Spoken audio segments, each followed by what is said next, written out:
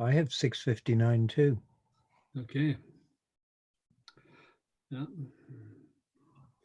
We don't quite have a quorum yet. No, we got lots of staff anyway.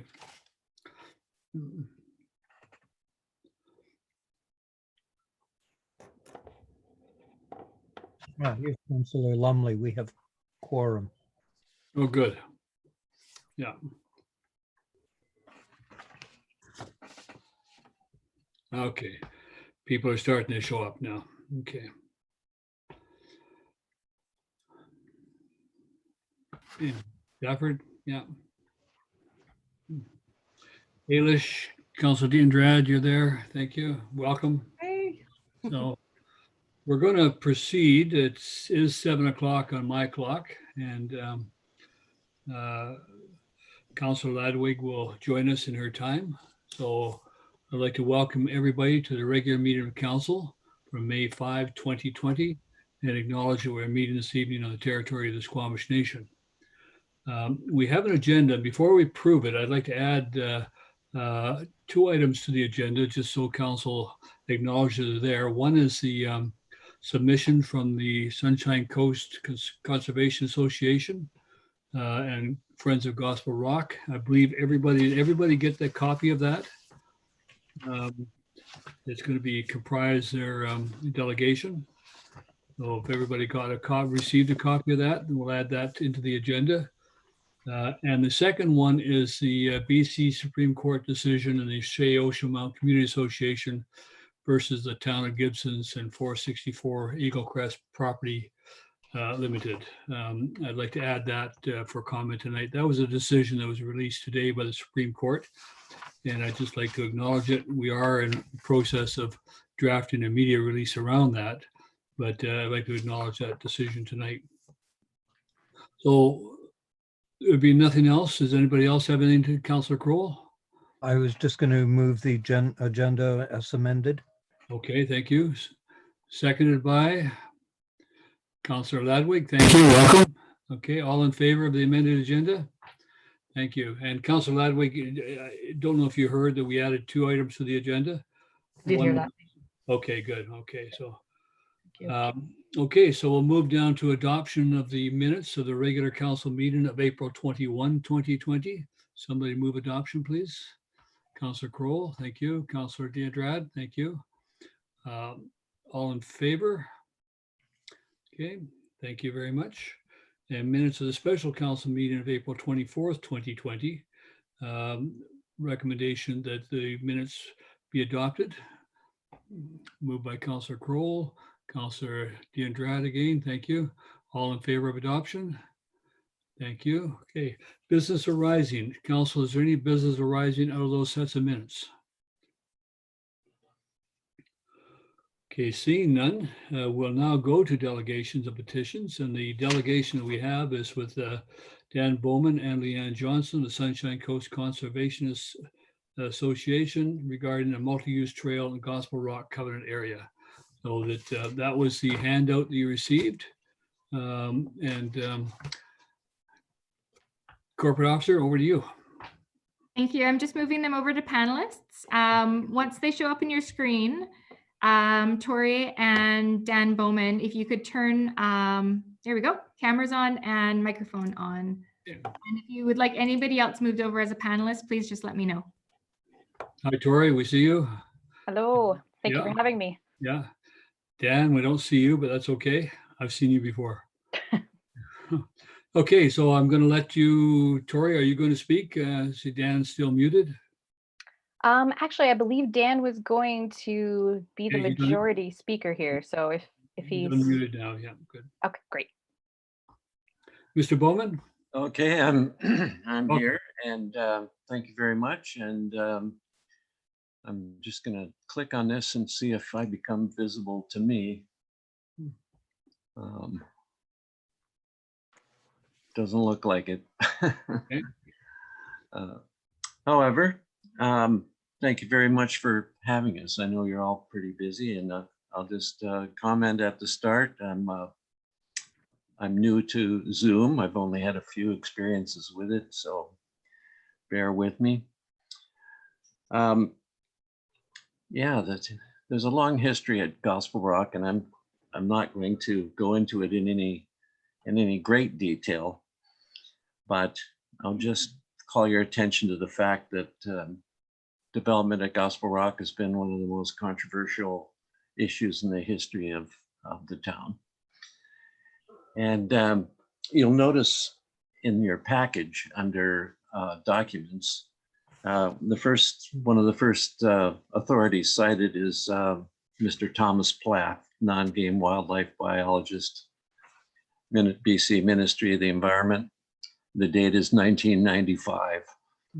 And I think it's just a historical curiosity that Mr. Plath recognized all the same values that we've come to recognize through the Gospel Rock neighborhood planning process. And he instructs the town to establish a covenant. Now, that never happened because that particular development failed. The rest of the documents that are cited are basically about the ecological sensitivity of the area. And I'll just summarize all this input from all these highly credentialed people as just simply, it is the site of red listed ecological communities, both above the road and below. And that's where we're at. And that's what we're trying to do, is to protect these values.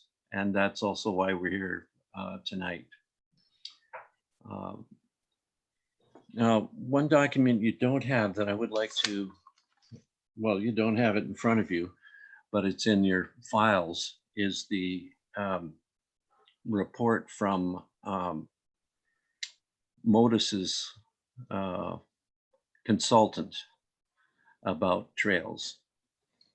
And that document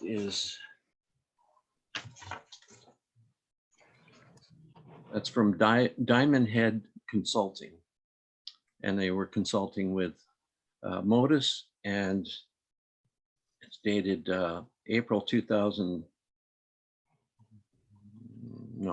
December 17, 2018. And the subject is trails. And they describe the trail that's been proposed, which is currently the trail proposed by the town, as being difficult. They say they're confident that we can have a trail there where no one has to get on their hands and knees to get along.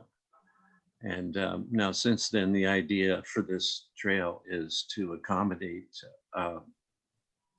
road bicycles. So we're very concerned about that, because if you're going to accommodate bicycles that are meant for the highway, for regular roads, along with pedestrians, I guess they're either going to be in close quarters with each other, or the obvious solution is to make it wider and give it a better surface. And those are exactly the things we don't want to have happen.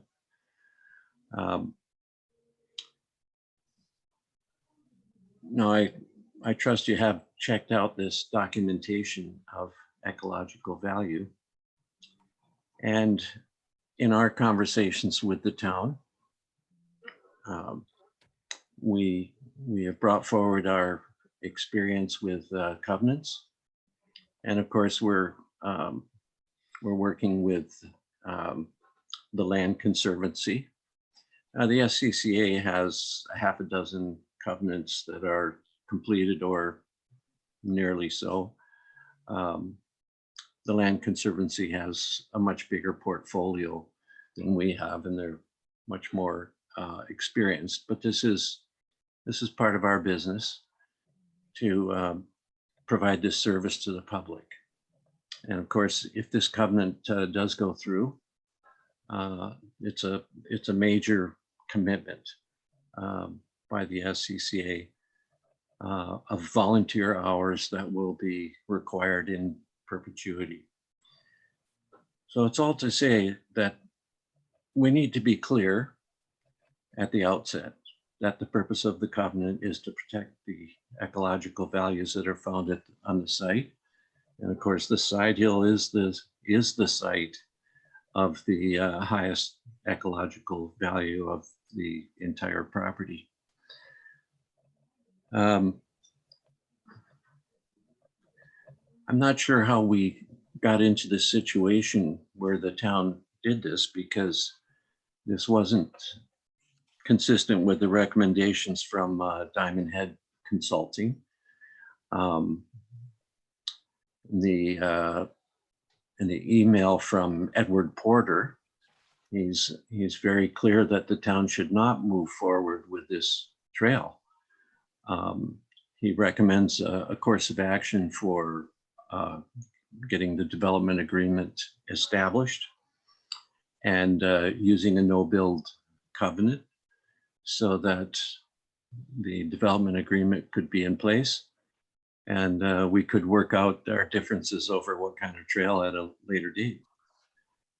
And he also warned the town that the two covenant partners, the Land Conservancy and the SCCA, were both opposed to a trail that involved mechanical travel.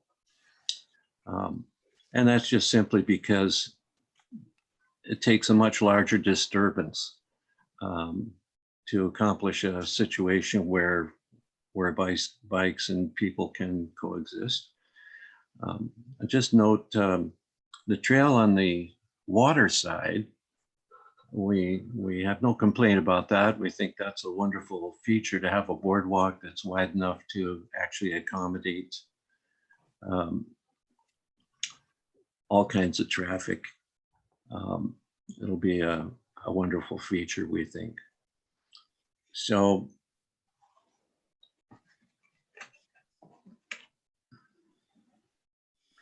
that's basically what I have to say, and I wonder what the path is forward. Now we're asking that the development agreement be amended so that this trail that runs parallel to Gower Point Road and above Gower Point Road is suitable for foot traffic and only has foot traffic, because that involves the least amount of disturbance. And of course, the whole parcel is small by covenant standards. So it means that to keep this area intact should be the highest priority. And as covenant holders, that's what we're interested in. That's why we're willing to make such a large contribution to this covenant. So, Leanne, do you have anything to add?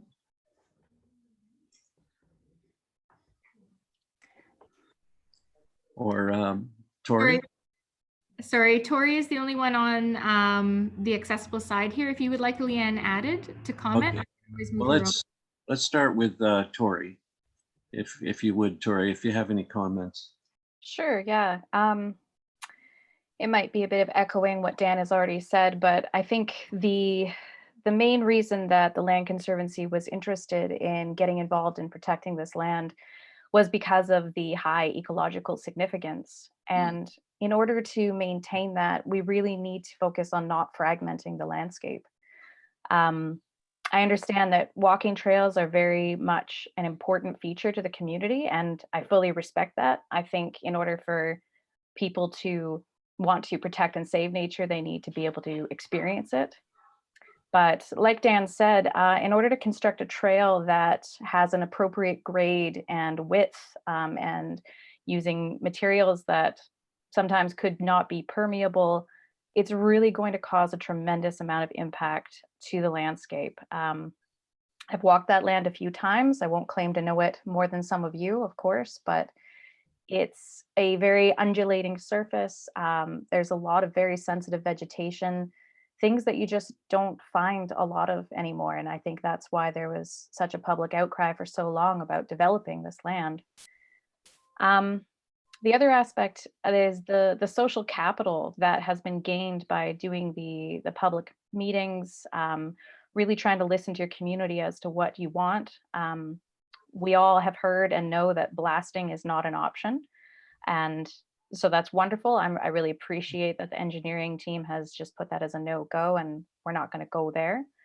But I don't know if everybody is skilled enough in understanding ecological resilience to know how impactful other actions can be. I mean, we can all see the impact of blasting, and that's easy to say, oh, that's not going to work. Mhm. But something like a trail can be so degrading to a landscape. TLC currently holds about 245 conservation covenants across the province, and I'm in charge of overseeing all of these. So this is about 15,000 acres. And it ranges from everything, small backyard covenants to incredibly large public parks. And again, trails are an issue. They have to be constructed properly.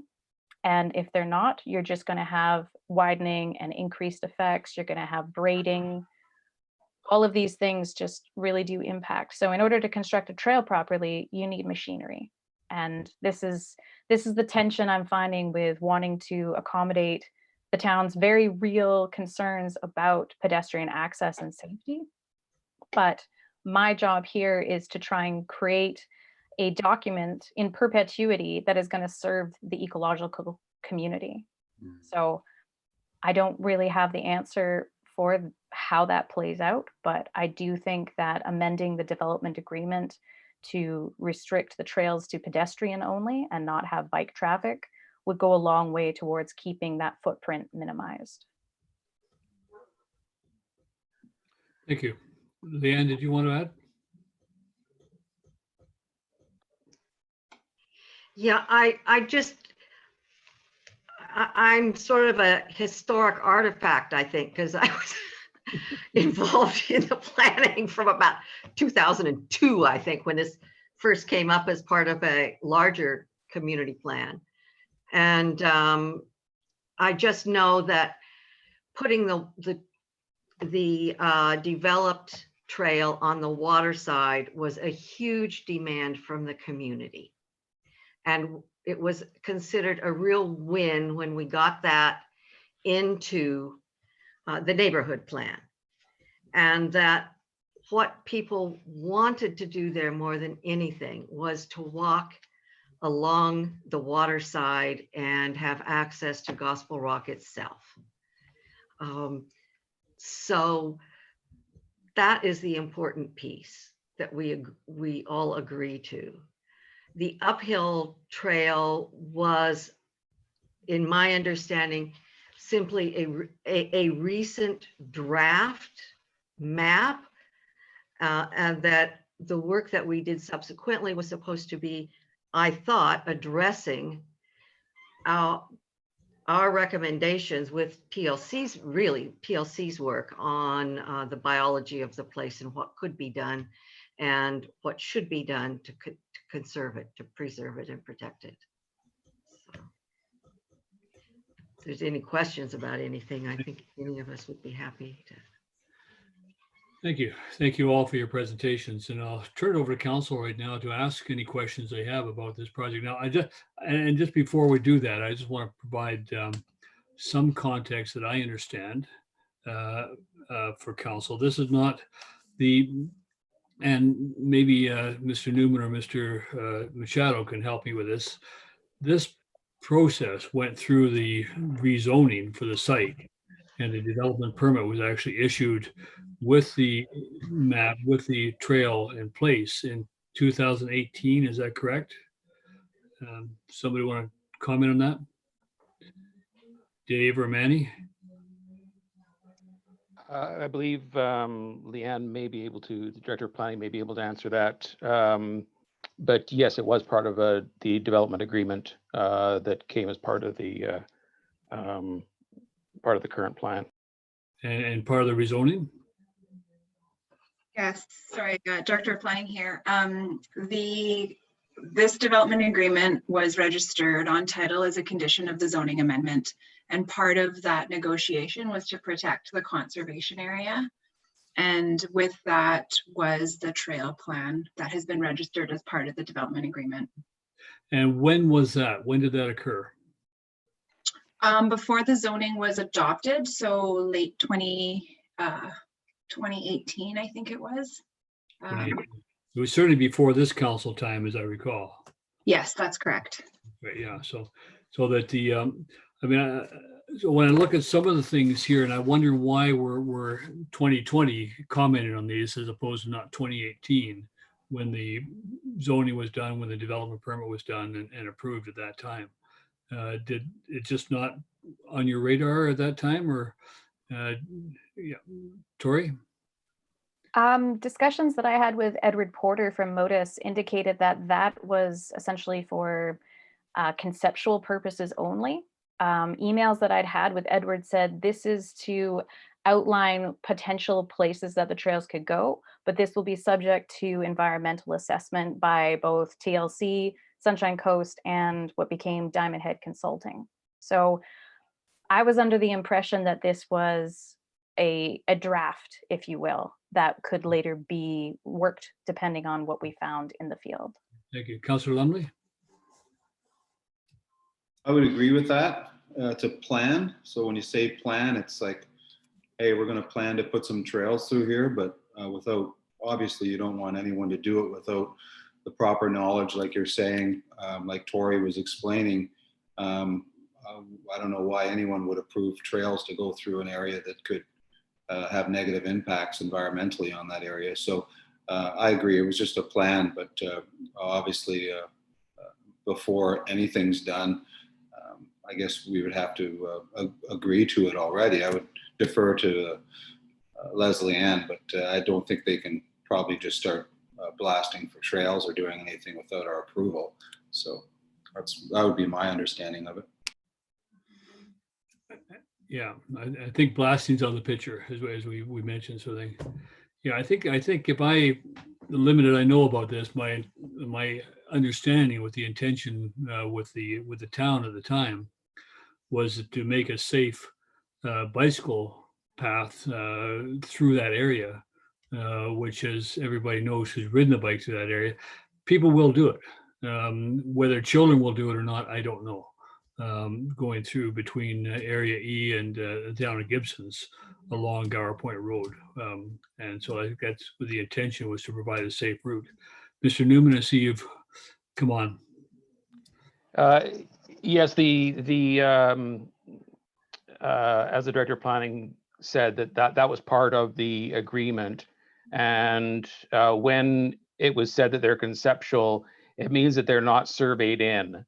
So it's not that we must go 3 degrees that way for 62 meters and then 2 degrees that way for another 40. It was conceptually showing where the trails were going to go, as well as this trail is in question. And so the intent of that trail was to provide, I guess, a southbound route for cyclists who were not comfortable for riding on the road. Now, if I was cycling down there, I'm a confident adult rider, and I would not go up that trail for the purposes of going from point A to point B. But not all riders are confident riders. And when we're putting in cycling infrastructure, it needs to be safe for everybody. And so we do have multiple interests that have to be met as part of this development. Certainly, absolutely, the least amount of impact that we can make on the forested area, yes, that is definitely a goal.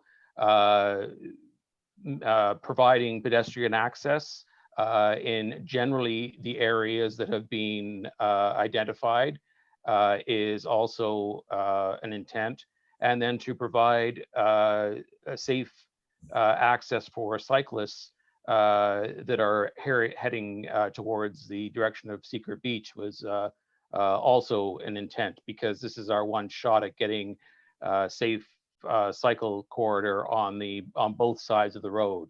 And as I say, it's not that we're going to see all these, racing bicycles up there, because you're not. They're going to be staying on the road. They wouldn't go off road. And I think there's this discussion as well is occurring really sooner than it should, in my opinion, because we do not have all of the design in yet. The staff are going to go out there and flag where we felt the trail would go, and that we would be more than happy to adjust that if necessary. And we also do not have the final plan in for traffic calming, and so we have not yet established whether there is an alternative for southbound cyclists. There's a lot of information in here that staff would be happy to bring back and report to council on this, because I do believe it's an important issue. But it's feeling a little bit like cart before the horse on some of these in more than one aspect. Mr. Newman, what is the speed limit through that section right now? Well, the speed limit right now is 50, I believe, although there may be some warning signage. However, the key thing with you can't rely on signage. The road has to be designed in a way, and we have this standard in our bylaw, where it is designed to be safely driven at the speed that is posted. You will often see on the flip side of that where the Ministry of Transportation and Infrastructure have certain road standards, and then they just post it, and yet you're perfectly comfortable driving 80 kilometers an hour on a 50 kilometer an hour road.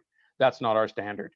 And we're trying to work with a road alignment that's already set and that has very little room to move to provide the necessary pedestrian, cyclist, and vehicular access that's necessary. And so we're having comments here now on a partially completed plan on a conceptual location for a trail. And there's also some assumptions about what that surface is going to be and how wide that surface is going to be. That is still yet to be determined. And really the key thing is waiting for that that traffic calming plan so that we can look at the whole project holistically and then make some decisions and recommendations from there. Okay. Councilor Diandrad, I saw your hand. My understanding, and this is really about conflicting values, right? When the focus is conservation, that should be the priority. And that was the case. I have been part of the discussions in a later date. I have not been 30 years here, but I have all the documentation that Dan Bowman referred. This is a very rare area in the province. It was already a very specific ecosystem because it's a coastal, very dry maritime. But with development throughout the coast, this ecosystem has been highly reduced. I believe it's 2% or it's minimal. And you have, like Dan Bowman say, specific communities that are protected by law.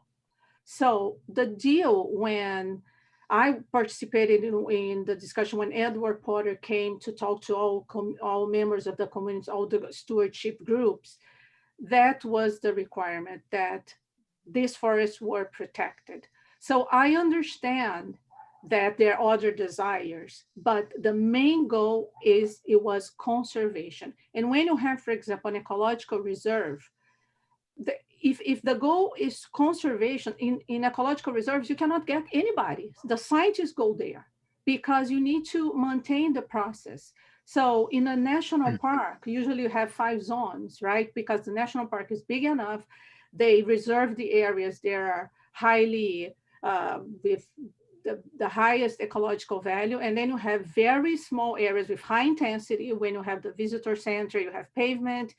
And from there, you start zoning. Zone 2, intensive, maybe people can camp. And can camp, and then zone 3, and then you have the zone that is pure conservation and nobody's supposed to come. So that's a principle. So when the goal is conservation and of communities, they are protected by BC law or even by federal law, that becomes the main goal. So any other goal remains secondary. So I understand that this was the initial goal. All the negotiations with Gospel Rock were around this.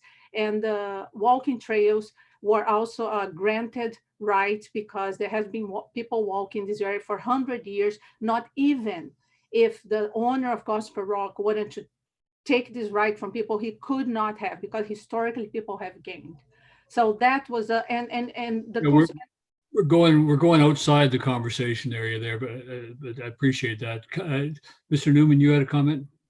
Yes, again, the conservation area was part of the rezoning package, as was the granting of that land to be or the area to be conserved was part of that rezoning negotiation, as was the trails. That was also part of the negotiation. And it said specifically on that trail that was in discussion that it's a type 2 trail, which is a multi-use path. So I don't consider these conflicting. I consider them, they're challenging, but we have multiple objectives here. And I do feel that we're getting into a lot of conversation here that you're only going to hear bits and pieces of the background. And I honestly think that, you know, it can only be done justice by having staff provide a report to council if they're interested. Yeah, I think that that's probably, I mean, we're half an hour into a delegation now, and I think that we have to be conscious of our time. Certainly it brought it to attention. I would rather this be brought to attention when it was going through zoning, because it wasn't a secret. And it was on the maps, it was on the, in the development permit that was issued at that time, sort of thing. Here we are a year and a half later, and now we're talking about it. But that being said, there may be ways around it. I mean, I think that traffic calming through that area with a 20-kilometer speed limit might satisfy a lot of the cautious bikers, those bikers who are reluctant to go on the heavy roads. Maybe those are options that could be looked at.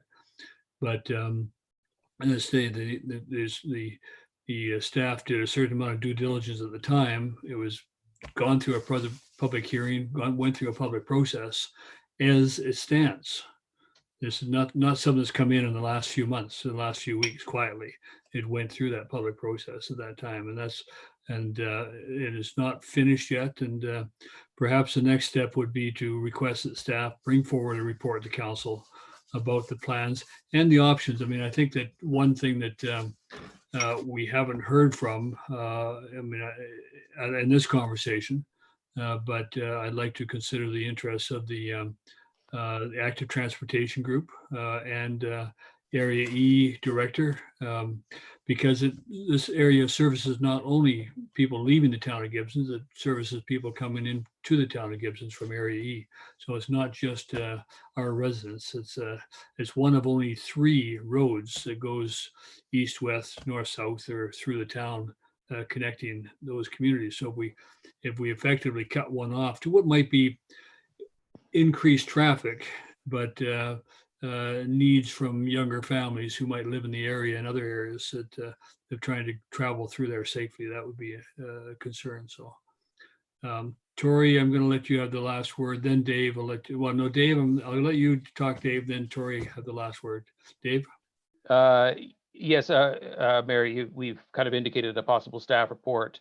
I would honestly prefer to wait on, I think definitely a staff report, but I would like to wait on that until we've actually got the design for the road so that we all know what we're talking about and you have all the cards on the table. Because yes, I agree with you. And we've said this from the get-go as well. If there is a way to accommodate all levels of cyclists on the road, that absolutely, that's why the multi-use path was put up there, is because we did not feel that was possible. And this was our ace that we were holding, that we had an option should we need it. But so far we have not seen a traffic calming plan that does achieve that. But we have not seen the final plans either. So if we could hold off until we could see the whole picture, I think it would benefit council. Thank you. Tori? I definitely look forward to seeing those plans, and I do apologize if we jumped the gun. I think the Sunshine Coast Conservation Association and myself wanted to just be clear about where we stood and have this opportunity to say this to you all. And I also just want to say that when the development permit agreement was approved, TLC was not a part of the conversation at that time. And had we been, we may have raised a red flag about the trail. So it's timing, it's a complex agreement, and I just wanted to let that be known. Well, you've all brought it forward to council, and this council has heard it. And what I would like is that we'll undertake from the town's perspective, keep you informed, and vice versa. You access to Mr. Newman or the Director of Planning, and please keep in touch with each other. And I appreciate that. So thank you very much, all of you, for your time. Thank you. Thank you. Okay, we'll carry on the agenda. And oh, look at that. We're in inquiries now. So this portion of the inquiry section is for items that are on the agenda this evening for discussion by council. So I will go to the corporate officer who will manage traffic. Thank you, Mr. Mayor. At this point, if there are any attendees who would like to ask a question of council, if you could use the raise hand function at the bottom of the screen, I'll get to you in order that you raised your hand. And Mr. Mayor, I see one now, so I'm just going to move them over so the council can see.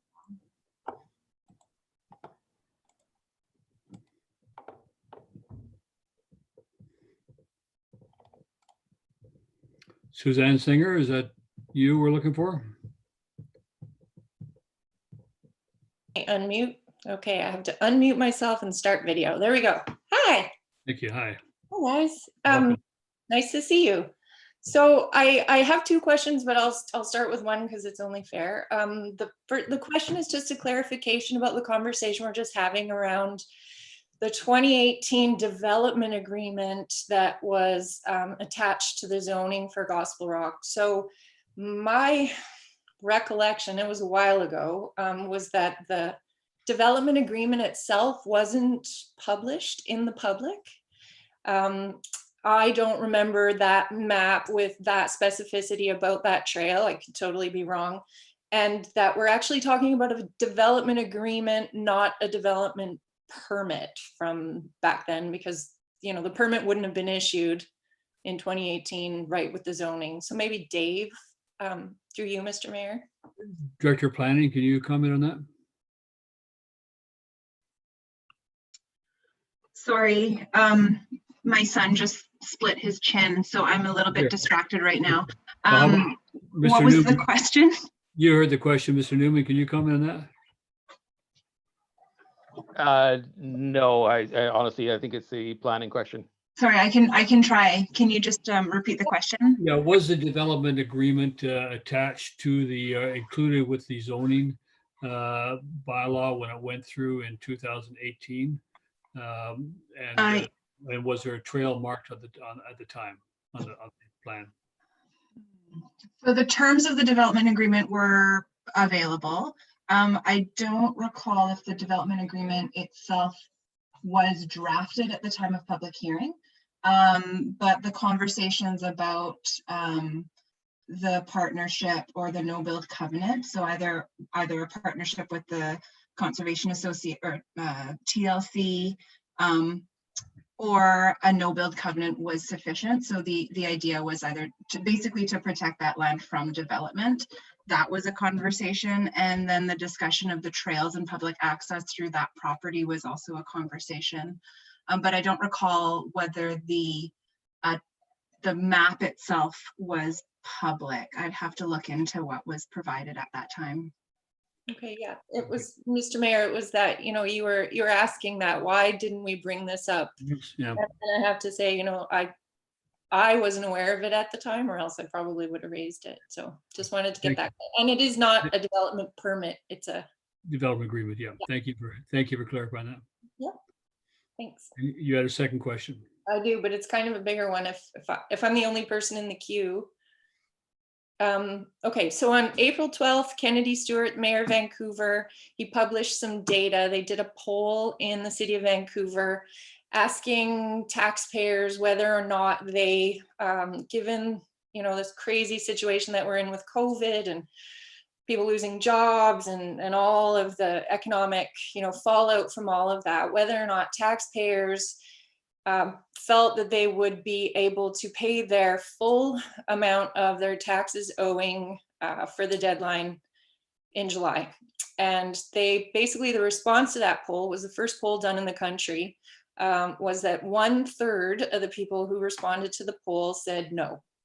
And so then subsequent conversations around budgeting and what are we going to do, because municipalities rely so heavily, I mean, this is all our money, mostly comes from, you know, property taxes. So what are we going to do? How are we going to budget around that? So I'm just curious whether this council is having thoughts about that, conversations about, you know, are our numbers really our numbers as far as what we expect to bring in through property taxes? And that sort of subsequent question about how to handle that situation for people who might not be able to pay are you guys having that conversation yet? Yes, if I could, and Director of Finance anybody else can correct me, but first of all, that approximately 20 to 25% of our taxes are maybe 20% are prepaid or are paid by the province because they've been deferred by the public. So they are paid by the province. The province has also enabled municipalities to borrow against reserves in order to cover any shortfalls in the short term. And we do not have to remit the school tax until the end of the year. So there are a number of provisions that have been put in place. We have actually provided for commercial businesses. We're allowing them to carry on to the end of October, end of September, without penalty on their taxes. And for property owners, 5% penalty will be imposed on July the 2nd, and a second 5% will be imposed on October the 1st. So it allows them to carry through. We are hoping that the majority of people who have the money will pay their taxes and help us move forward. But we will be monitoring that very closely. We'll be monitoring that revenues and expenditures and budgeting our expenditures accordingly as the money comes in. But we do have the opportunity to borrow against reserves and also to use money that is provided to us for other purposes like the school tax until all of our money is collected. So the Director of Finance will be closely monitoring us, and we will not be making major expenditures without those conversations. Now, to the Director of Finance, did I get that reasonably right? Yes, you did, Mr. Mayor. Thank you very much. And the other area that I would highlight is that we also have put in place, council's put in place the revenue anticipation borrowing bylaw. We increased that this year to enable us to access those funds. I'm hoping we won't, but we will be monitoring, as you said, very closely. We've also are looking closely at the non-essential, focusing on the essential cost expenditures only, and reviewing the ones that are non-essential, that are taxation funded or reserve funded, and being very careful to not proceed with those until we can get a good sense of how the taxation payments roll out this year. And many of our major projects that we'll be working on are actually covered by grants, so we've already received, and money is available. That's right, grant or debt funding or other alternative sources. Yeah. Yes, correct. Does that answer your question? Yes, thank you. Thank you for asking it. Thank you. Are there any further questions, Corporate Officer? Nobody else has raised their hand, so at this time, no. Thank you very much. We'll move on to the agenda then, and we'll move on to the committee reports. And the first of the committee reports is the Committee of the Whole meeting of April the 21st. And the first item on that is that recommendation that the minutes of the Committee of the Whole meeting be received. Councillor Kroll, Councillor Lumley, thank you. All in favor of receipt of the minutes? Thank you. And the under 7.1.2, was the grants of assistance for round one. And I'll just go down that for those who don't have the package in front of you. The recommendation was that Coastal Workforce Housing Society, $2,000. Deer Crossing the Art Farm for Emergence Phase 3, $1,000. Deer Crossing the Art Farm for Raising the Curtain Final Presentation, $2,000. Driftwood Players Halloween at the Museum, $1,000. Friends of Parkland Coastal Community Association for insurance costs, $950. Gibsons Public Art Gallery Indigenous Curator Program, $1,500. Huckleberry Coast Child Care Society, Little Hands, $1,000. Restorative Justice Program of the Sunshine Coast, Gibsons Program Capacity Enhancement, $2,707. Sunshine Coast Community Foundation Vital Communication, broadening our reach, $2,500.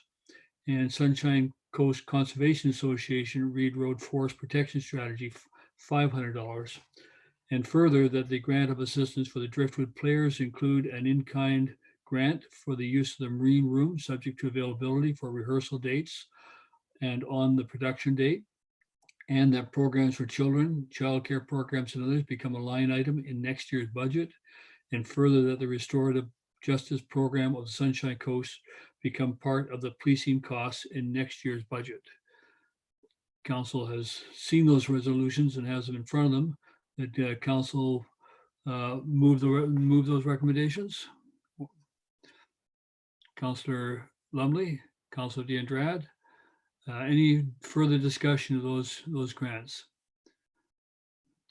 Councillor Ladwig. Just a quick comment. Did we pass a resolution or discuss talking to the Friends of Parkland Sunshine Coast Community Association about supporting their insurance request as a one-time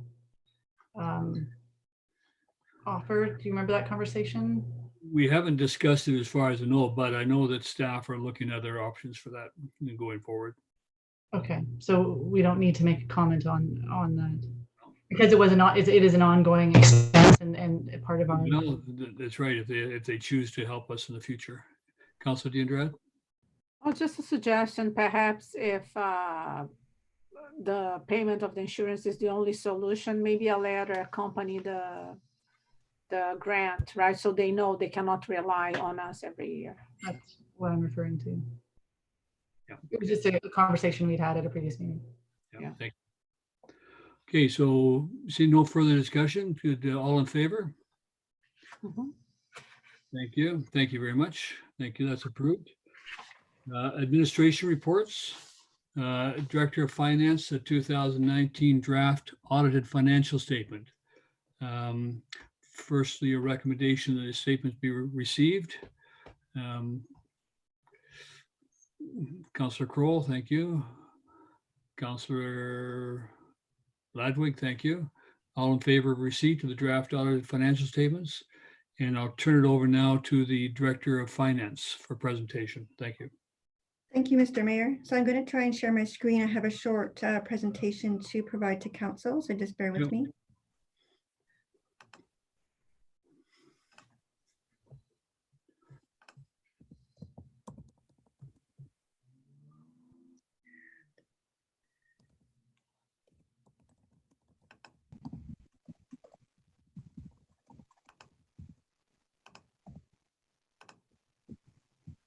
Okay, can everyone see my screen okay?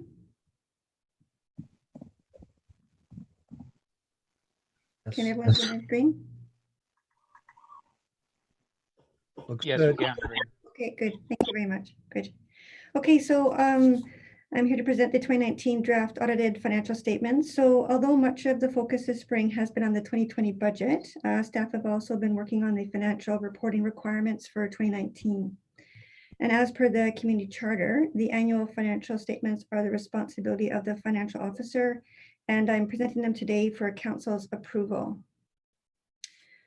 So a copy of the draft statements have been provided to council in the agenda, and as required, these statements have been audited by BDO Canada and include the independent auditor's report, which express a clean audit opinion, And so I'm going to provide to you an overview of the financial position, the statement of operations.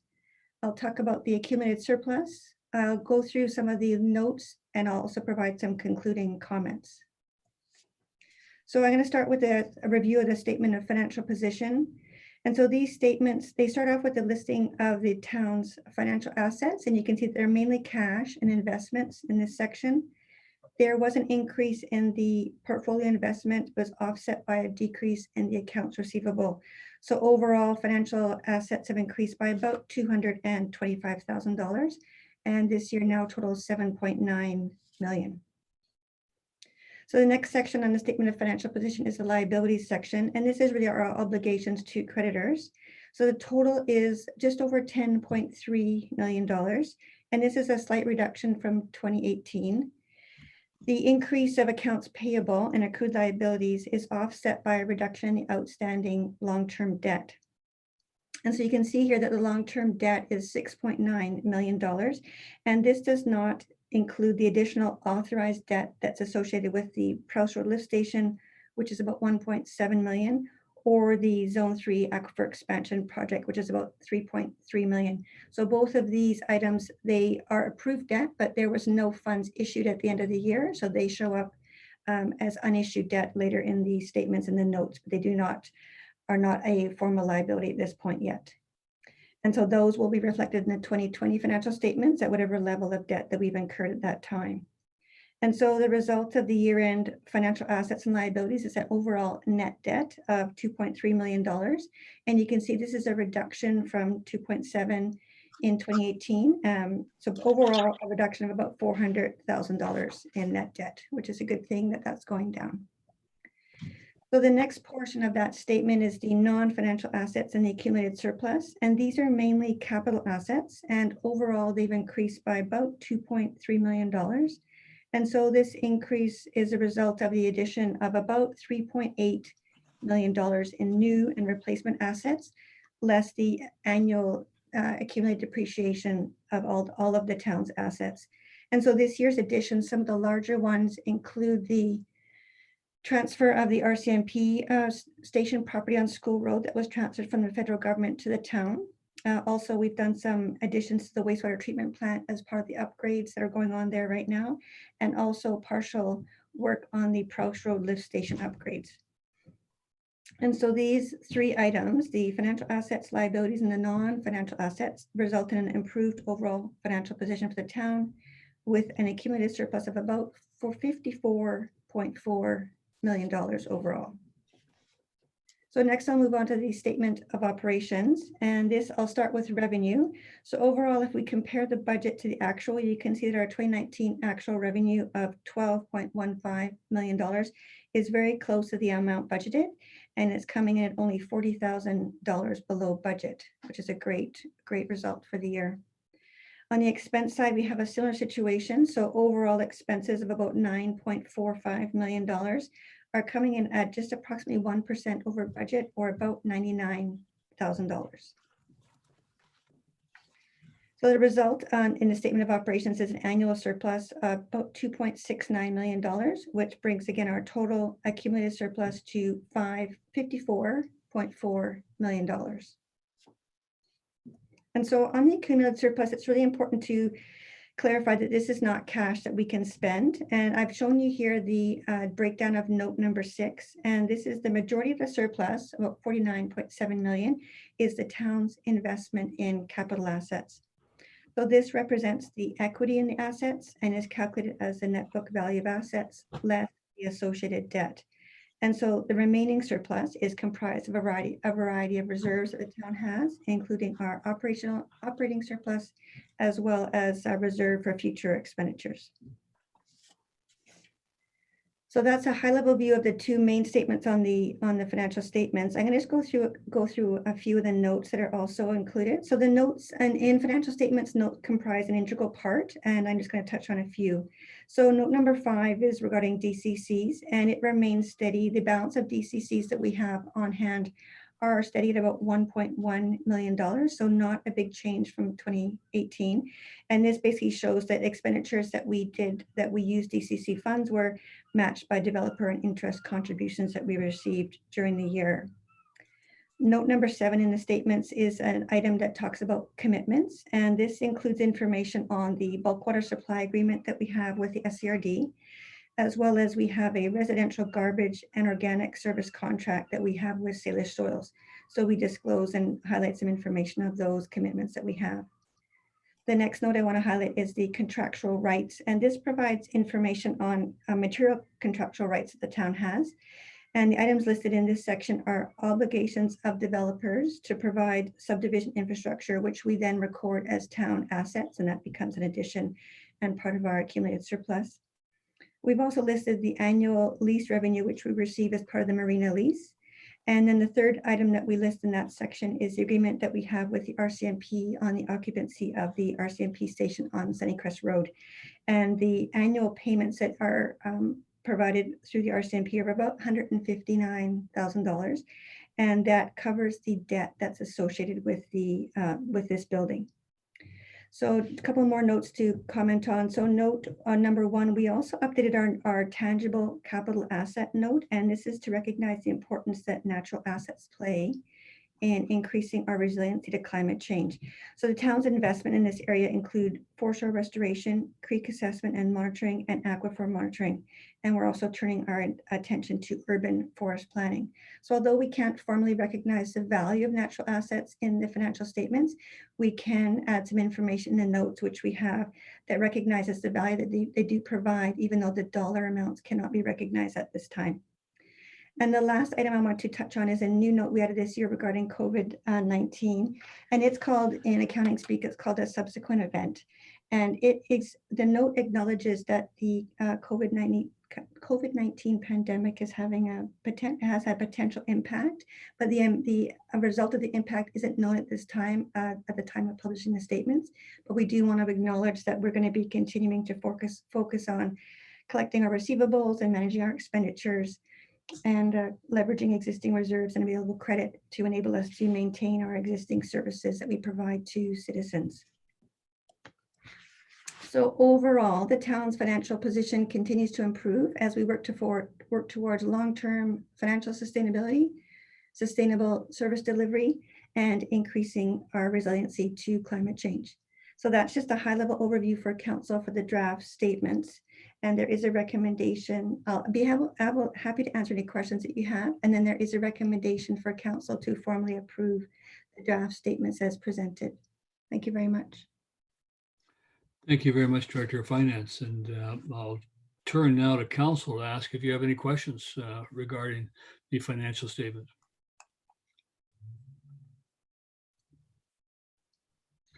Seeing none, I want to, before I ask council to approve the recommendation, to again acknowledge the Director of Finance and staff for both working through very challenging times in our community and as communities everywhere, and both going through the budget process this year and the several sets of amendments that council drove through the process, and at the same time working with the auditors on the financial statements.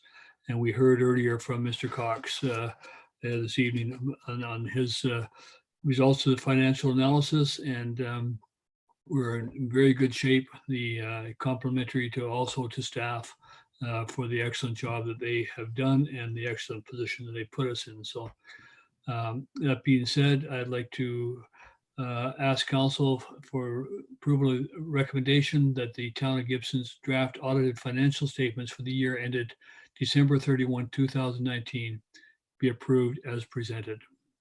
Councillor Kroll, Councillor Ladwig, any discussion, further discussion?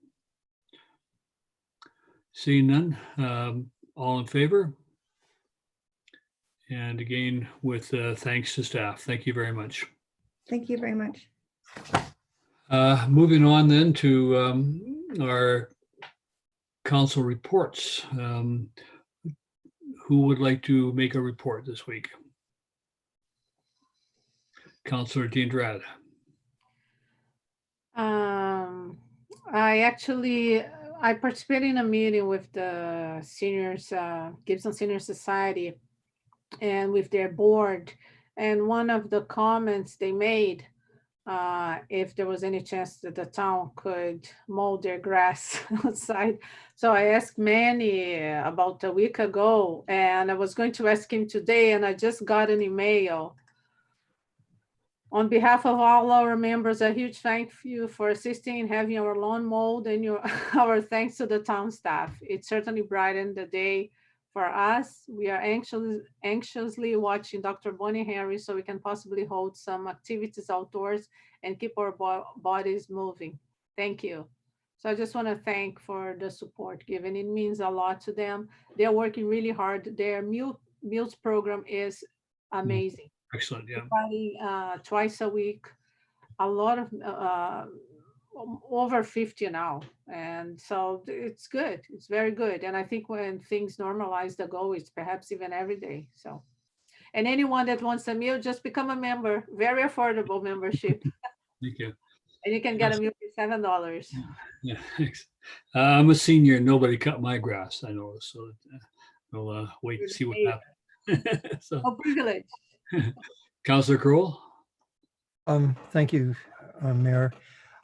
Just sort of to follow up what Councillor Dendretti was saying is I was involved in the meal program that was being done through the market last year, and I was approached again whether they should look into doing it, and I did flag for their benefit the meal service that is being offered through the Seniors Society. So, I think, they're offering a really good service, and, for them to do a little more with their service probably would be better than sort of setting up a second operation. I also mentioned that for a lot of restaurants, it's their only sort of current link to survival. And I didn't really feel it behooved the market to, with a volunteer group to start undercutting local restaurants who are trying to survive. The other, speaking of volunteers, the Business Watch, as the mayor and his wife have partaken in it. We've been out 3 weeks now. I think it's a valuable exercise. There's been, it's amazing. You can run up 47 kilometers in a town that's only 2 square miles. So it's it's a good exercise. I think from what I've, just business people I've spoken with, they've appreciated it. I have spoken to a few businesses where I've seen things that they perhaps might want to address, sort of keeping their business safe. So it's been a really good exercise, and I think it certainly helped the police force, and it's been a good exercise. So I've quite enjoyed doing it. Good, thank you. Councillor McKenzie, I haven't, your hand's not up indicating you want to say anything, but we're all interested to know how you're doing. I personally am doing fairly well. I don't have any super official updates, but one thing that I've heard of that I think is really cool, some Elfie students have, they're looking into the idea of starting a program where older students in high school will volunteer to do like Zoom chats with younger elementary students, and they will like read with them, do crafts with them. And I think that was a really cool thing that some kids in the town are doing to try and help out other kids. So yeah. Good idea. Yeah, good. Yeah. My updates, I guess, are last week. I've been trying to do a report to the community every week. It doesn't ever always happen. Last week I had the luxury of walking the town essentially and visiting all the businesses that were open, and some that were closed, but the owners were inside. And it was very encouraging to see what everybody is doing and how they're managing to continue to provide a service while continuing to maintain social distancing and lots of hand lotion around, and everybody's trying really hard, and I really appreciate that. And we need to try very hard to support them.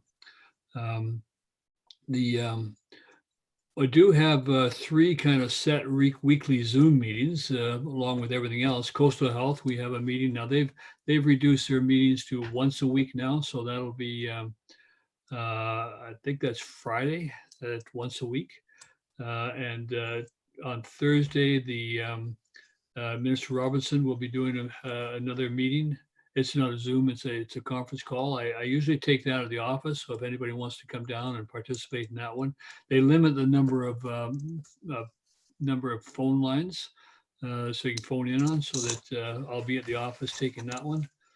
And on Friday, every Friday evening at 5 o'clock, we have a conference call with our MP and MLA and the District of Sechelt, SIGD, and the SCRD, just to catch up on how everybody's doing. And that's always very interesting and also very enjoyable and relaxed conference call, so that they are continuing to use Zoom and use the conference lines very extensively. Councillor Crowell, you had something?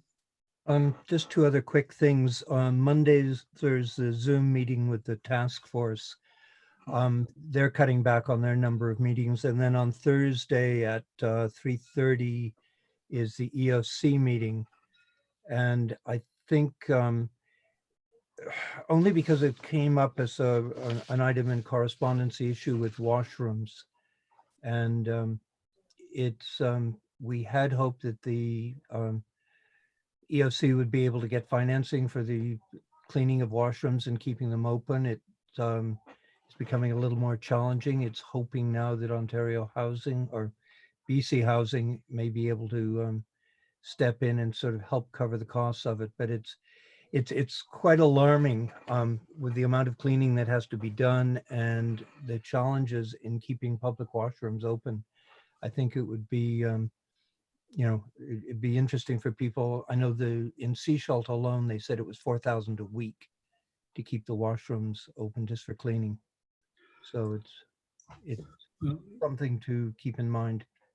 Yeah, as I recall, and I'll defer to the CAO on this, I believe we are keeping our washrooms open in the town here. Is that correct, CAO? That is correct, Mr. Mayor. All our washrooms are open at the moment. And they are cleaned regularly by contract staff. Yeah. Yes, that's correct. Every couple hours, and we're meeting Vancouver Coastal Health's requirements for cleanliness, and they don't see a lot of usage, but we've actually had some good compliments on how well maintained they are. Certainly appreciate that. Councillor Crowell? The only follow-up to that is most of our washrooms are in the lower village, and with like Sunnycrest Mall have closed their washrooms, London Drugs have closed their washrooms. So it in the upper village is a little more challenged. The rec center is closed. The garage stations are open up there, so the washrooms. Okay, good to know. Yeah. Okay, no further reports. Okay. I'll go on to correspondence and recommendation that the council reading file for the week of April 27, 2020 be received. Everybody has seen that. Does anybody have anything they'd like to raise specifically from that reading file? Councillor Crowell? I think it was interesting, a couple of things. There was a thing about active transportation and the issue with physical distancing and roadways, which sort of came up out of the presentation from Gospel Rock. Just the distancing that is required for people with bicycles and strollers and walking and jogging to sort of maintain distance. There's an interesting thing from Sunshine Coast Tourism in keeping travelers inspired. All sorts of things like, come and visit us later for people that are using virtual backgrounds for their Zoom meetings. You can actually download photographs of the Sunshine Coast that you can use as your background for your Zoom meeting. So there's some interesting stuff there. It's saying, keep us in mind, but don't travel now. And I referenced the washroom issue, which was also brought up in the correspondence. Correct. The other item of correspondence that I wanted to bring, which we added to the agenda package, was the decision from the Supreme Court of British Columbia that we received today. And this isn't a matter of the O'Shea Ocean Mount Community Association versus the town of Gibsons and the Eagle Crest Drive properties, formerly known as TDC Developments. And I don't want to go in the whole thing. The document's available, you'll find it. My one concern that I wanted to highlight, and I do this for a specific reason, because I was somewhat concerned about when I read it. On page 29 of that decision at paragraph 127, it reads, the association submits that the staff of the town of Gibsons incorrectly told council that the new bylaw was compliant with the Gibsons OCP, when in fact it was not. It is argued that a decision by council cannot be reasonable when it's based on inaccurate and false information. Now, that was a submission made by the association. The conclusion of the judge in this case was, having regard to the whole circumstances, I am unable to find a conflict between the OCP and the amending bylaw. I conclude that the amending bylaw was within a range of reasonable outcomes available to the town. The petition of the O'Shea Ocean Mount Community Association is dismissed. And I bring that up only because I don't like to see staff inappropriately criticized in what is a public forum, because this is now a public document. And I want to, again, thank staff for their diligence on this file and for the amount of stress that something like this they go through when they make recommendations, when they sit before council and they make recommendations, they do their best job, and then they're characterized as providing false or misleading information to council in a court case when the judge finds that that was not correct. So I want to thank the judge for finding it not correct, but also want to thank council and for their work on this. And we will be dealing with this further at an in-camera meeting, so that this document is available. And now you can find it on the Supreme Court site, and it will be we'll be issuing a media release on this issue shortly. So thank you. Next item is Music on the Landing, and we invited Verna Chan to join us tonight. Verna, are you with us?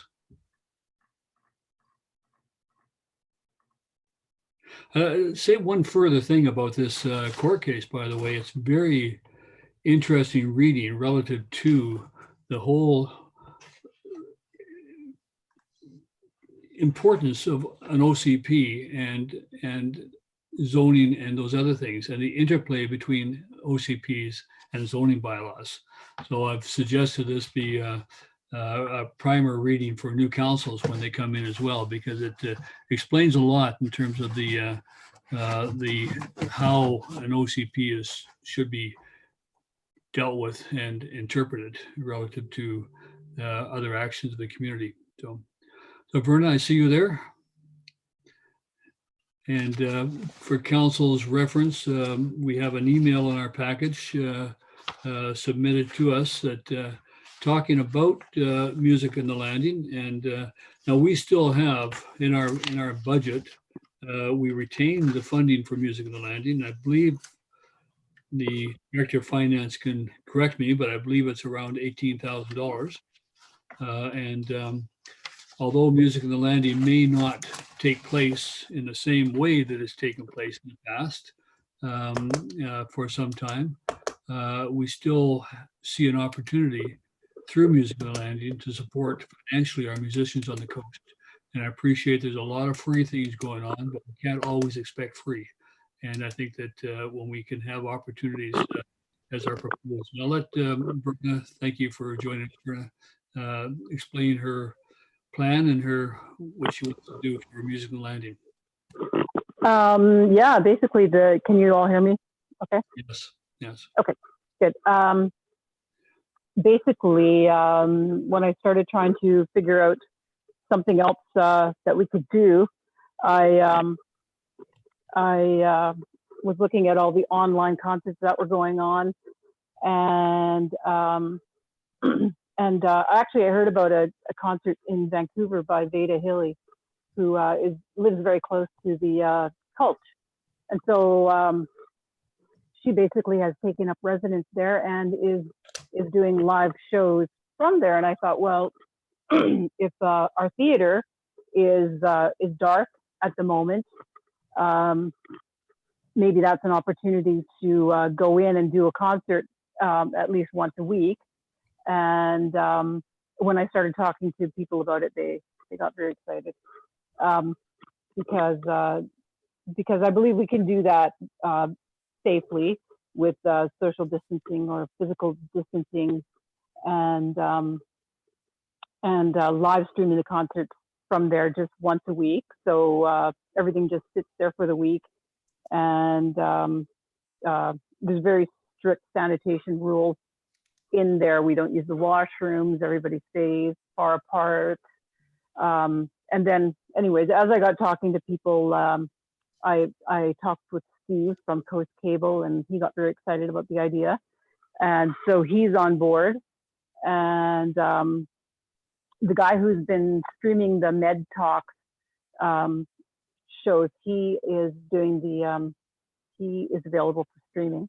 And so anyways, I have one set up kind of as a test this Saturday with just one musician. And so that'll be kind of an easier one, but it'll give us a chance to kind of test the technology and see how it all works and everything.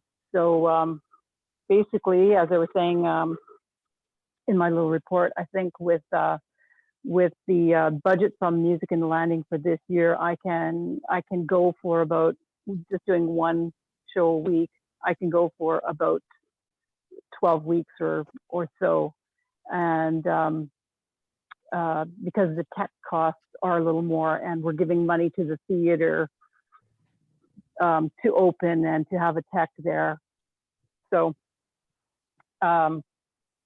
it's kind of a win-win, because it shows off the town of Gibsons in a really great way at one of the nicest venues on the coast, as far as I'm concerned.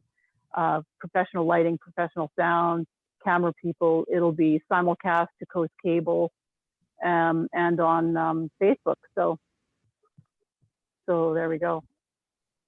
Yeah. Does council have any thoughts? I think it's a great way to do. I mean, you might not do one a week when you've only got that numbers a week. You might have to spread some out during the summer and whatever. And maybe I'm hoping we could even get outside at some point in time with some social distancing in the park. But I don't know. I'm not really comfortable with doing it that way at the moment.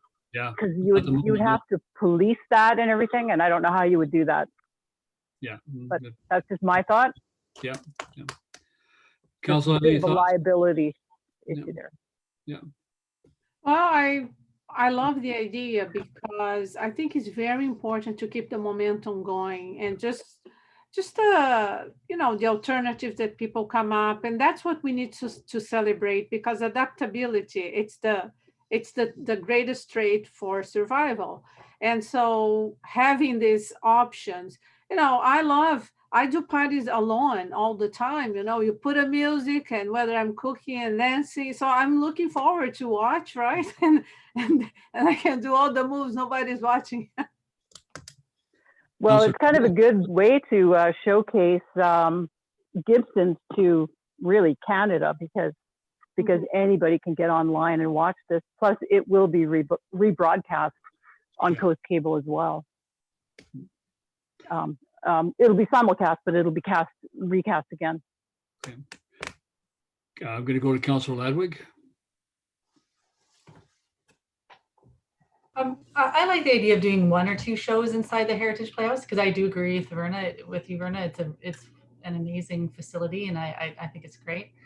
But I do think that having outdoor performance is a big part of what Music in the Landing is about. And I'm hesitant to go the electronic route right off the bat, knowing that summer is months away, and we're seeing progress all the time with COVID-19. And I mean, I know, Verna, you say that you wouldn't know how to police that, but August, like, there's still months away.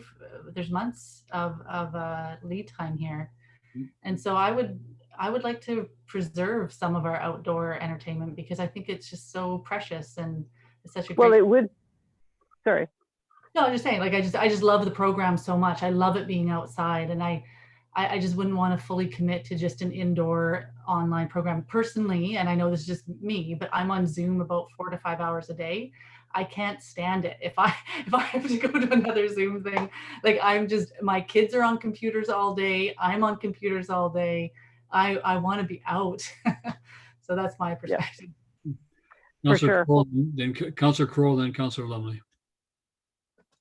Oops, Councillor Lumley was ahead of me. It doesn't matter. You're speaking. Go. Okay. I sort of agree with Councillor Ladwig. First of all, I have a question. So Coast Cable are doing the camera work? That's correct. Because in the past, when we've asked Coast Cable to release stuff that they've shot, they haven't wanted to do it. So have you gotten over that hurdle? Yes, they're making an exception for this. And sort of further to what Councillor Ladwig was saying, I really appreciate the outdoor component of Music in the Landing.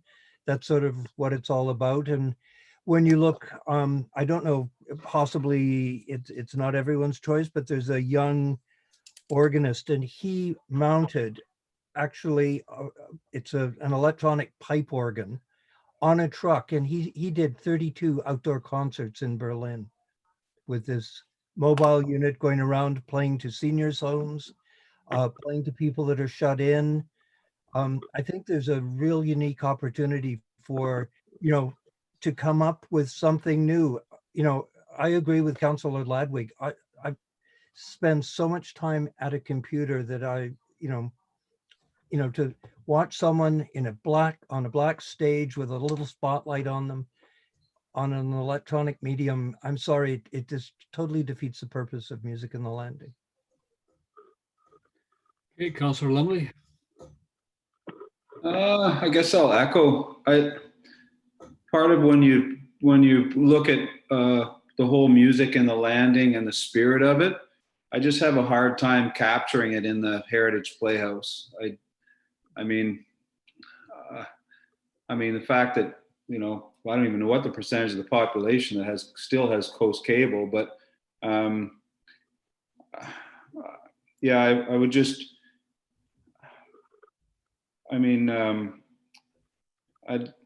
if there's some way of doing it or even broadcasting, I think it's an outdoor event. It could be structured in the near future that it doesn't have to be a concert.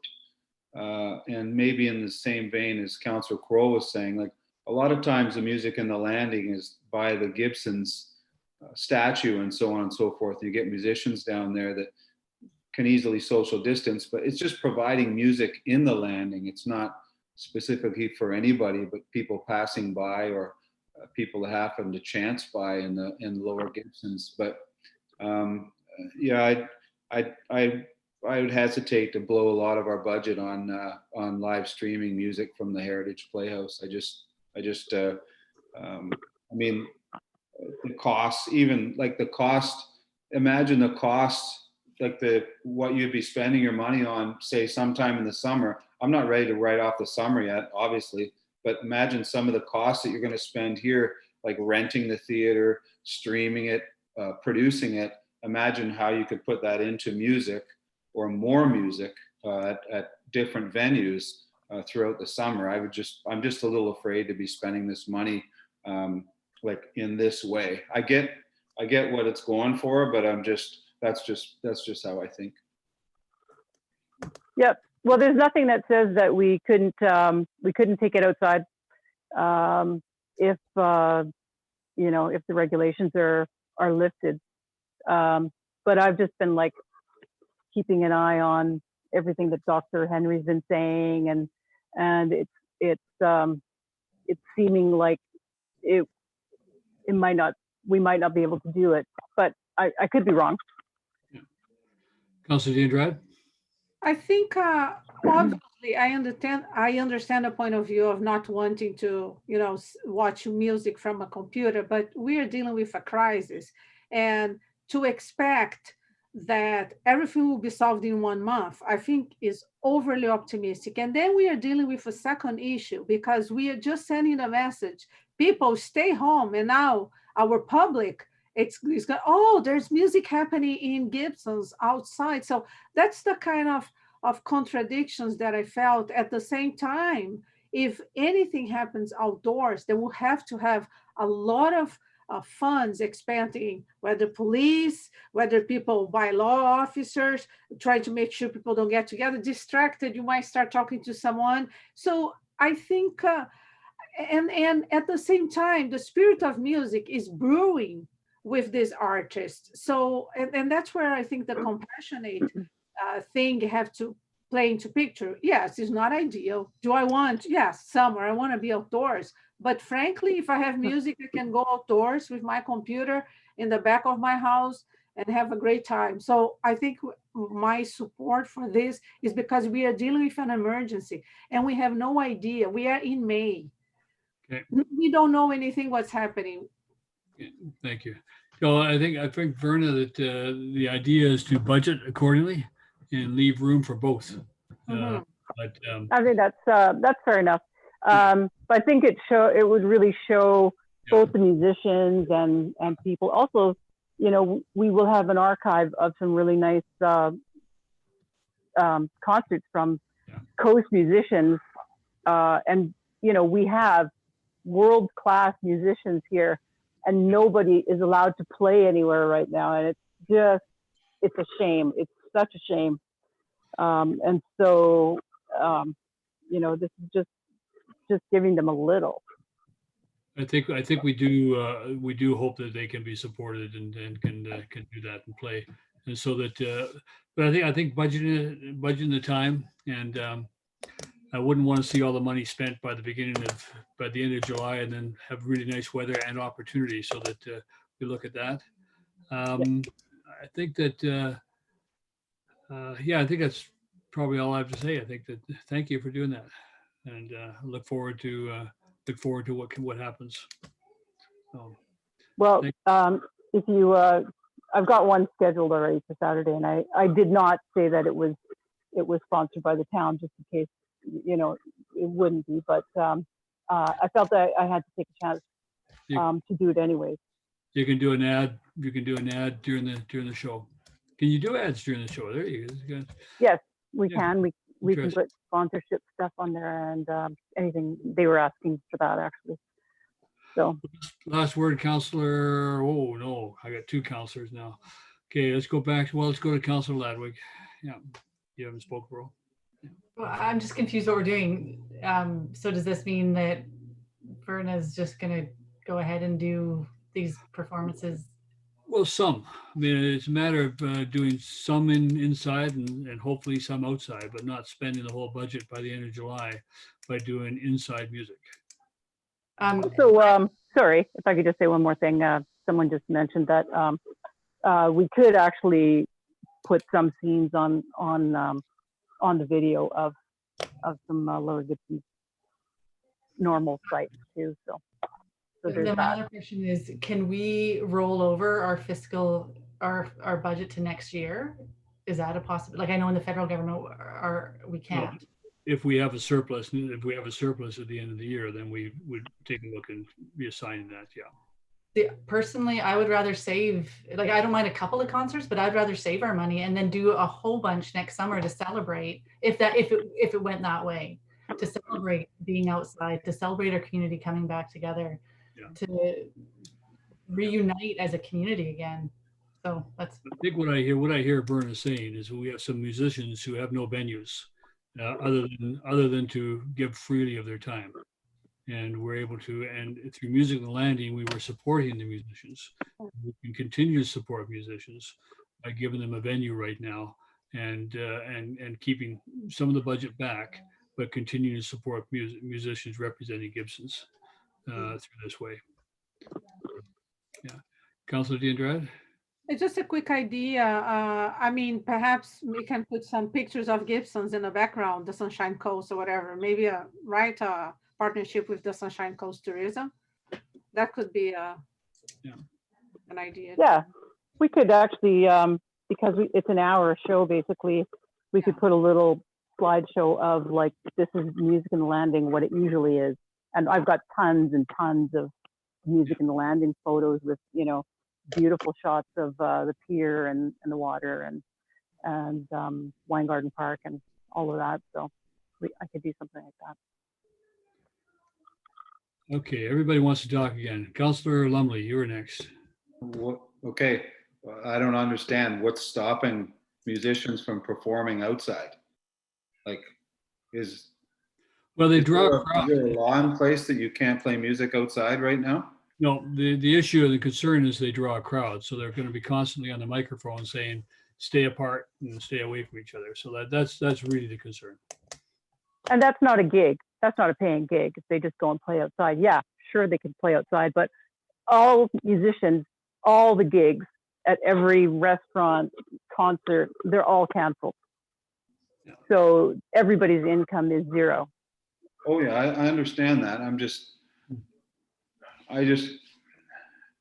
Anyway, if we could keep in mind that there might be some, you know, That's what we're saying. it's going to be 20 degrees this weekend. There might, if there's some way of, you know, I mean, obviously you're not going to go down to the band shell, but like Councillor Cole was saying, some guys do it in the back of a truck. I mean, we could, if there's some exploration of finding unique venues that aren't going to attract people, I think that would be, you know what I'm saying?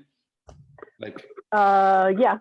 You know, like, I don't know. Like rooftop or something. I don't know. That would be cool. Like, why use a slideshow when we have like the coastal mountains in the background? There must be, you know, maybe there's a way. I don't know. I think we should not abandon and just go for the. I don't know. Well, there's always compromises that can be made. That's for sure. Yeah. Councillor Kroll. Just a quick last comment.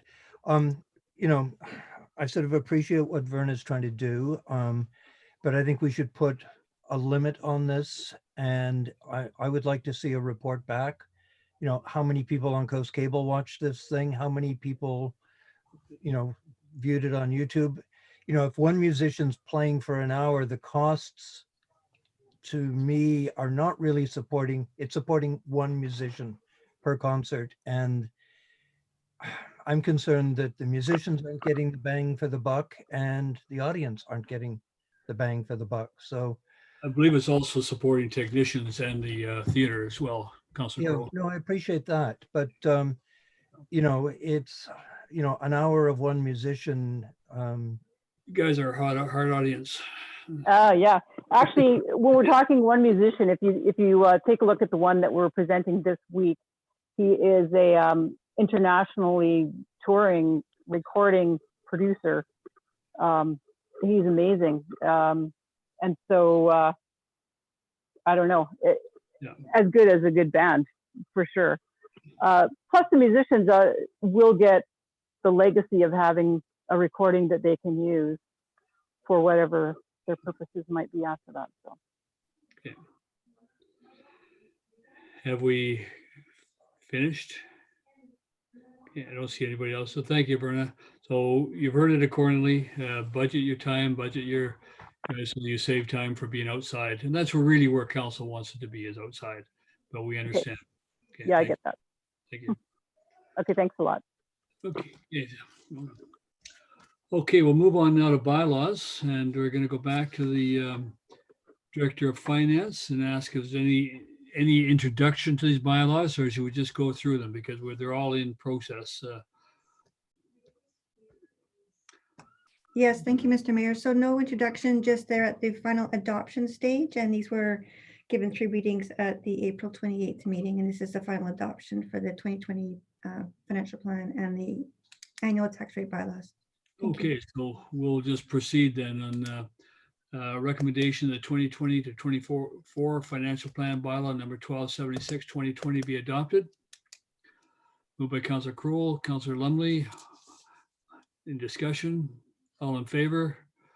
Thank you, that's adopted. Annual tax bylaw rates number 1277 2020 be adopted. Councillor Ladwig, Councillor D'Andrade. Any discussion? All in favor? Thank you. And community recreation facilities parcel tax number 1278, recommendation be adopted. Councillor Kroll, Councillor Diandrad, all in favor? Thank you. And sewer parcel tax bylaw number 1279, recommendation be adopted. Councillor Kroll, Councillor Ladwig, all in favor? Thank you. And finally, the 2020 water tax parcel bylaw 1280, recommendation that be adopted. Councillor Kroll, Councillor Lumley, all in favor? Thank you. Those are all adopted. There's no new business. There's no notice of motion. Go back to inquiries. So to the corporate officer, I'll invite you to come back. At this time, I'd ask anyone attending the meeting as an attendee to please use the raise your hand function at the bottom of the screen, and I'll go in order of the hand raising. And Mr. Mayor, we have a question from Judith Bonkoff, and I'll just move her over. Thank you.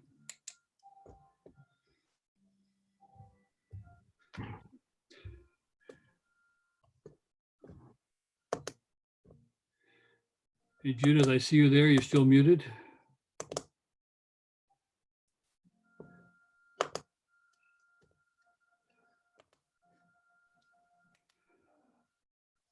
Judith, can you unmute yourself? Okay, good. Am I okay now? Yeah. We're okay now, yes. First time doing this. Sorry. Good. Okay.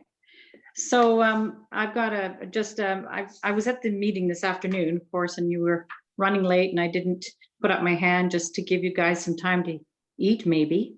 But anyway, I was there, of course, to listen to the conversation on the extension of the development permit, and also for the land exchange for the George.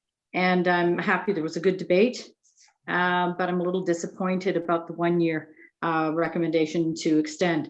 So I wrote a letter to all of you, and I hope that you all read it with my concerns. And I just have a few little points here, questions. Did the committee notice these things I didn't mention in my letter, that the developer has had his showroom closed for months and months, and his website has not been active either, because I had someone send a letter of interest and no action at all. So this is for a long time. So question. Yeah. Well, I just said, did the committee notice? Okay, so that's my question. Did you guys notice? Then why was this developer not trying to market his condos is my question. As far as I can see, as a business person, I would be marketing. I mean, you pay rent for that place. And for me, have you considered that COVID is just a convenience to get this deal another 2 years and to acquire his water lots that he has not got yet? So to me, I'm asking the question, have you considered that COVID is just an excuse? And then, for me, then all the town's freebies will be going to sweeten his big parcel, which will, most likely go for sale as opposed to investment. So I want everybody to consider that too. And I guess if I don't know, I don't expect any answers for these questions, but they are questions. Thank you. Okay. Thank you. Thank you. Yeah. Now, how do I?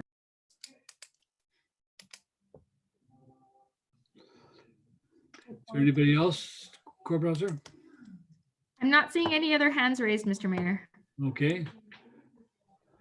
Thank you. Then we'll entertain now a motion to close the meeting. We are going to go to a closed meeting, and the recommendation of the meeting be closed in accordance with the sections 91E of the community charter. A part of a council meeting may be closed to the public if the subject matter being considered relates to one or more of the following: acquisition, disposition, or expropriation of land or improvements, if council considers that the disclosure could reasonably be expected to harm the interests of the municipality. Motion to close. Councillor Kroll, thank you. Councillor Ladwig, thank you. All in favor of closure? Thank you. We'll see you on the flip side. Thank you. Talk to you on the phone.